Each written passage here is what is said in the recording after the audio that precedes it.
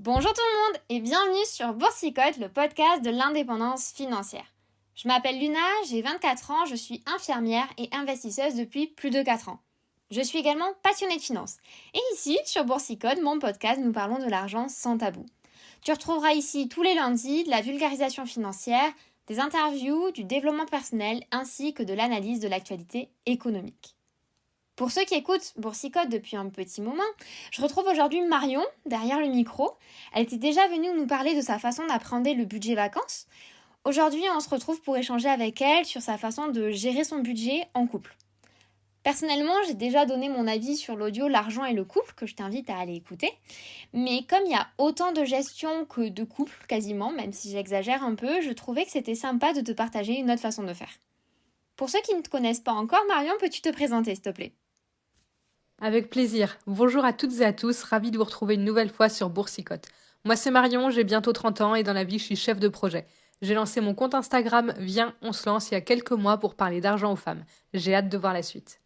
En ce qui concerne ton couple, que peux-tu nous en dire ? Je suis en couple depuis 12 ans avec mon chéri. On s'est paxé en 2019 et on a récemment acheté notre appartement en région parisienne. On habite ensemble depuis un paquet d'années maintenant, je pense que ça fait 8 ou 9 ans. On a commencé locataire à Poitiers, chacun avec son appartement officiellement, mais il était tout le temps chez moi. Finalement, on a tous les deux rendu nos appartements pour en prendre un ensemble. Après ça, on est revenu en région parisienne et on a loué un appartement dans le 93 pendant 5 ans. En 2020, on voulait déménager dans plus grand pour avoir un bureau séparé, mais les loyers parisiens sont quand même assez élevés, donc on s'est vite rendu compte que ça nous coûterait autant tous les mois, voire moins, si on achetait. On a trouvé l'appartement en juillet 2020 et signé l'acte de vente en février 2021.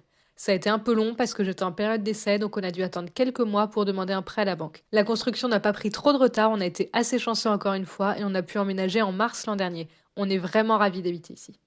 Donc tu es officiellement une trentenaire établie en ménage et propriétaire. Qu'est-ce qui t'a motivé avec ton chéri pour acheter ? Comme je te disais, on voulait déménager dans plus grand, dans un T3 pour avoir un bureau. Parce qu'en étant tous les deux en télétravail pendant le Covid, on s'est vite rendu compte que les réunions quand on est dans la même pièce, c'est pas simple. On cherchait quelque chose en très proche banlieue parisienne pour avoir le métro et les avantages de Paris, mais sans avoir le prix de l'intramuros. Dans la zone qu'on avait sélectionnée, un T3 c'était minimum 1500-1600 euros. À l'époque, je gagnais environ 1800 euros par mois, donc on savait que ce serait compliqué de faire passer notre dossier. Et puis un soir, mon chéri a fait une simulation de prêt. C'était pas du tout prévu, mais il s'est rendu compte qu'un crédit sur 25 ans pour acheter un T3 dans cette fameuse zone nous coûterait environ 1300 euros par mois. Donc moins cher finalement. Ça m'a assez vite convaincu. D'un côté, un appartement à 1500 euros par mois, de l'autre, un appartement qui nous coûte moins cher chaque mois et dont on est propriétaire à la fin.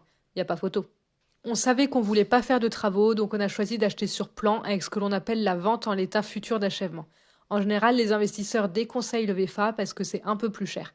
Mais dans notre cas, avec les prêts aidés qu'on a eus, la TVA réduite et dans la zone dans laquelle on a acheté, c'était vraiment négligeable comme surcoût. Le point bonus, c'est qu'on est dans une zone en transformation profonde qui prend de la valeur d'année en année et donc qu'on pourra revendre plus cher. D'ailleurs, si on revendait maintenant, on ferait environ 45 000 euros de plus-value par rapport à quand on achetait en 2021, alors que la zone est encore en travaux. J'estime que c'est une bonne opération pour nous. Ça a l'air en tout cas. Je ne connais pas du tout le marché parisien, mais je suppose que ça prend de la valeur avec les années et ça depuis des décennies. Comment ça s'est passé pour prendre la décision avec ton chéri d'acheter sur l'endroit, le montant, travaux ou pas ? Pour la localisation, c'était facile. On a simplement gardé le critère de notre recherche locative, à savoir max 45 minutes en transport pour rejoindre nos lieux de travail respectifs de l'époque.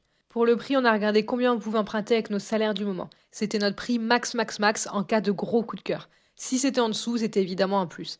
Et de mémoire, je crois qu'on est d'ailleurs un petit peu en dessous de ce qu'on pouvait emprunter à l'époque.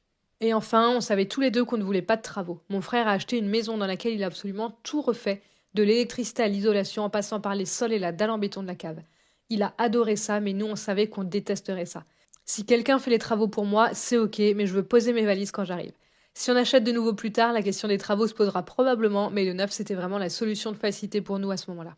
Ah oui, moi tu vois au contraire, je veux absolument rénover. Je trouve que tu gardes l'âme du lieu et sa chaleur d'antan. Après, il en faut pour tout le monde. En ce qui concerne la gestion de l'argent maintenant, comment tu t'organises ? Pour l'argent, c'est principalement moi qui gère. On a chacun nos livrets d'épargne, nos investissements et nos comptes perso, mais presque tout se passe sur le compte joint qu'on a ouvert quand on a acheté l'appartement. C'est une demande de la banque pour les mensualités du prêt et au final, je préfère parce que ça nous permet de faire moins de mouvements d'argent d'un compte à l'autre. Pour l'investissement, j'ai un PEA et un CTO à mon nom sur lesquels je gère seul. Lui, il a de l'épargne entreprise, mais quand il m'a montré ce qu'il avait fait, c'était clairement optimisable. En plus, il avait une gestion pilotée qui lui coûtait 19 € par an alors qu'elle lui a rapporté que 16 € de plus-value latente sur l'année. Pas terrible, terrible. Je lui ai proposé d'enlever cette gestion pilotée et de me donner ses consignes, mais sans le forcer. Il faut que ça lui convienne aussi. Finalement, c'est moi qui pilote la gestion, mais au moins c'est gratuit et je veille à tenir compte de ce qu'il me dit. On n'a pas le même profil de risque, il est bien plus prudent que moi, mais je respecte totalement ça et je ne répartis ses investissements que sur ce qui correspond à son profil et à ses objectifs. Sur l'épargne, je veille à faire 50-50 et à verser autant sur nos livrets respectifs chaque mois. Ça fonctionne pour nous parce que nos salaires sont maintenant équivalents à quelques dizaines d'euros près, donc aucun n'est lésé, entre guillemets, par cette répartition. Pour l'argent au quotidien, on définit les grandes lignes du budget annuel en décembre pour l'année suivante. En cours de route, on réajuste si besoin, notamment si on a une grosse dépense qu'on n'avait pas forcément anticipée en décembre. On a plusieurs catégories: alimentation, animaux, appartements, loisirs et sorties, vacances, santé, cadeaux, etc. Je fais les comptes tous les week-ends pour vérifier si c'est toujours OK. Maintenant, j'ai clairement l'habitude, donc ça me prend même pas 10 minutes par semaine. Ok, donc ton chéri, si je comprends bien, ne s'intéresse pas trop à tout ça et te laisse gérer. Est-ce que c'est une charge mentale pour toi? Ça l'était au début, mais on en a discuté pour éviter que ça devienne trop à gérer. J'ai aussi mis en place des habitudes, donc c'est rentré dans mes routines et ça me prend maintenant très peu de temps à chaque fois. Une autre solution qu'on a mise en place pour compenser, c'est que c'est lui qui s'occupe de faire les courses et la majorité des repas. Ça nous a permis de répartir la charge mentale entre nous. Et c'est aussi un sujet que j'aborde avec lui dès que je sens que quelque chose ne me convient pas ou qu'il ne prend plus sa part.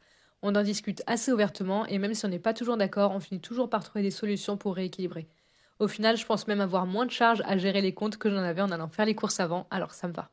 Ça, c'est parce que t'es une winneuse et que tu arrives à gérer tout ça en peu de temps parce que t'as de l'expérience. Est-ce que vous avez dû faire des démarches administratives pour optimiser certains points comme les impôts par exemple? Le Pax nous a permis d'optimiser un petit peu nos impôts la première année, mais je pense qu'il y a encore du travail à faire là-dessus. Je me pencherai dessus à l'occasion. Côté succession, la première chose que notre notaire nous a dit quand on a voulu acheter, c'est: vous êtes juste paxé, je vous recommande fortement de faire un testament. On l'a écouté et je pense qu'on a bien fait. Avec le testament, chacun est héritier de l'autre, alors qu'avec le Pax seul, le régime légal, c'est la séparation de biens. Donc la part de l'appartement de mon chéri, par exemple, s'il venait à décéder, aurait appartenu à ses sœurs. Elles auraient été en droit de me demander un loyer pour cette portion qui lui appartenait. Même si elles feraient probablement pas ça, c'est vraiment pas une situation qu'on souhaite pour l'un ou pour l'autre. Le testament, il nous protège sur ce point. Si l'un de nous décède, l'autre hérite de ses possessions. En fait, il a sensiblement le même effet que le mariage. On revient grosso modo sur une communauté de biens, même si juridiquement parlant, c'est évidemment inexact. Super conseil du notaire. Comme quoi, le Pax ne protège pas du tout. Sur le plan financier, si ton chéri a des envies particulières ou bien toi de ton côté, dans ce cas-là, comment vous faites? Est-ce que chacun pioche de l'argent quelque part et si oui, où? C'est assez variable et ça peut sembler pas très logique, je vais essayer de t'expliquer au mieux. Si c'est quelque chose pour la communauté, donc pour le couple, on prendra ça sur le conjoint en général. Par exemple, s'il veut acheter des vinyles, comme on adore ça tous les deux, c'est le conjoint qui paye. Par contre, si c'est notre petit plaisir perso, c'est plutôt notre épargne. Par exemple, si je veux me payer une formation, c'est pris sur mon épargne. Lui veut se racheter un ordinateur, il prendra aussi sur son épargne à lui. On sait combien on veut avoir en épargne de côté à nous deux, pour quels objectifs et dans combien de temps. C'est très clair pour lui comme pour moi. Charge à chacun de ne pas trop puiser dans son livret pour ne pas nous mettre en difficulté. Après, l'avantage qu'on a, c'est qu'on est assez peu dépensier, donc on a vraiment une grosse capacité d'épargne et on reconstitue assez vite ce qu'on dépense. On est aussi tous les deux prêts à se priver un peu sur un mois pour rectifier une grosse sortie d'épargne, pas forcément très très raisonnable. Dans tous les cas, quel que soit le compte utilisé, on en discute toujours avant et on valide avec l'autre que c'est OK. Comme ça, on peut pas non plus blâmer l'autre et ça apaise les choses. Donc ta vision, accepter les plaisirs perso, c'est vraiment de mettre en commun dans un compte joint, puis de vivre à deux sur ce qui reste, qu'importe le montant des salaires de chacun. S'il y a des gros écarts de salaire, c'est pas forcément ce que je recommande. Dans ce cas-là, je pense qu'il vaut mieux faire proportionnellement à ce que chacun gagne. Mais comme tu disais, il y a probablement autant de possibilités que de couples. Tant que tu es à l'aise avec la façon dont c'est fait, c'est bon. En revanche, si t'es pas à l'aise ou que tu l'as été mais que tu ne l'es plus, il faut faire évoluer la façon de faire, c'est vraiment important. Pour nous, tout mettre en commun nous convient parce qu'on a quasiment les mêmes revenus, on partage les mêmes objectifs aussi, donc ça aide. D'où l'importance d'avoir bien accordé nos violons du coup. Dernière question que j'ai pour toi Marion, quand tu parlais du Pax, est-ce que tu ne penses pas qu'en cas de rupture, un des deux peut se sentir lésé? C'est possible, mais en même temps, étant donné que c'est moi qui gère, si je me sens lésée, je considère que c'est de ma faute et que j'ai mal géré. Si lui se sent lésé, je pense que j'aurais très envie de lui dire qu'il avait qu'à gérer tout seul. Plus sérieusement, je pense qu'on a trouvé notre équilibre et que nos salaires vont continuer d'évoluer de façon similaire, donc je pense pas que l'un de nous se sente lésé. Je pense aussi qu'on sera suffisamment mature pour se séparer en bonne intelligence, même si on ne peut jamais prévoir réellement comment ça se passera ou même si ça se passera. En tout cas, j'espère que la question ne se posera jamais dans la vraie vie. Bien sûr, je te souhaite plein de bonheur à deux.